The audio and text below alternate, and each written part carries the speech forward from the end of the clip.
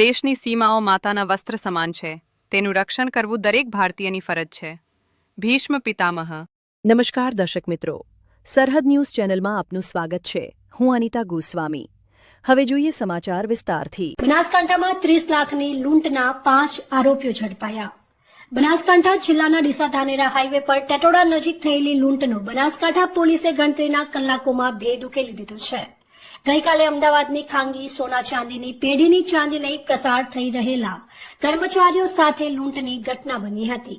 જોકે ઘટનાની જાણ પોલીસને થતાં જ પોલીસે ગણતરીના કલાકોમાં જ લૂંટ રેકેટમાં સંડોવાયેલા 5 લોકોને દબોચી લીધા છે. જ્યારે ઘટનાનો માસ્ટર માઇન્ડ ફરાર થઈ જતા પોલીસે વધુ તપાસ હાથ ધરી છે. ત્યારે કોણ છે આ લૂંટારા, કેવી રીતે ઘડાયો આ લૂંટનો પ્લાન, આખરે પોલીસે કેવી રીતે ઉકેલ્યો ભેદ, આવું જોઈએ.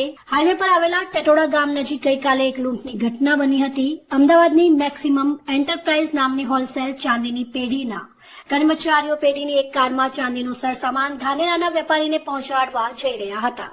તે સમયે એક કારમાં આવેલા કેટલાક શખ્સોએ આ કારને આંતરી પેઢીના કર્મચારીને લાકડીના ગોધા મારી તેની પાસે રહેલી 13 કિલોથી વધુ ચાંદી સહિત રૂપિયા 30.36 લાખનો મુદ્દામાલની લૂંટ કરી આ શખ્સો રફુચક્કર થઈ ગયા હતા.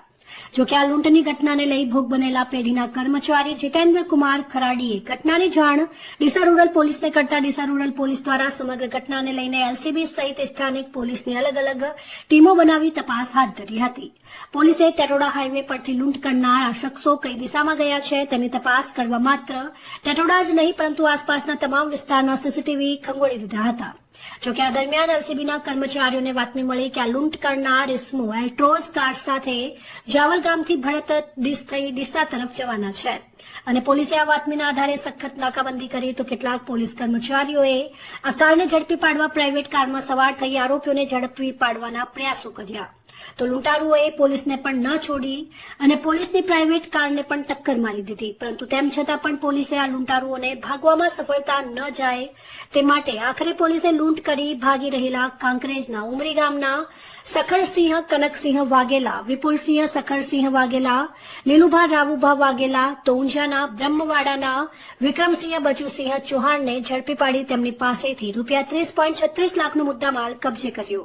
તેમની કડક પૂછપરછ કરી તો હકીકત સામે આવી કે આખી લૂંટની ઘટનાની ટીપ આ સોના ચાંદીની પેઢીમાં નોકરીમાંથી થોડા સમય અગાઉ છૂટા થયેલા કાંકરેજના શિહોરી થરેચા વાસમાં રહેતા ભરત લક્ષ્મણભાઈ ઉર્ફે લાખાભાઈ રબારીએ આપી હોવાનું ખુલતા પોલીસે ભરતને પણ દબોચી લીધો અને 5 લૂંટારોની પોલીસે બરાબર સરભરા કરીને ઊંડાણપૂર્વક તપાસ કરી. તો આ સમગ્ર લૂંટ રેકેટનો માસ્ટર માઇન્ડ વાવથરા જિલ્લાના દિયોદરના ભેસાણા ગામનો દેવો દુદાભાઈ રબારી હોવાનું ખુલ્યું. જોકે માસ્ટર માઇન્ડ દેવો હજુ પોલીસ પકડથી દૂર છે. અત્યારે તો પોલીસે આ 5 લૂંટારુઓને દબોચી તેની પાસેથી મુદ્દામાલ કબજે કર્યો છે અને ફરાર આરોપી દેવાની પોલીસે શોધખોળ હાથ ધરી છે. ત્યારે હવે આ લૂંટનો માસ્ટર માઇન્ડ દેવો પોલીસના હાથે ક્યારે લાગે છે અને આ ઘટનામાં વધુ શું ખુલાસા થાય છે તે જોવું રહેશે.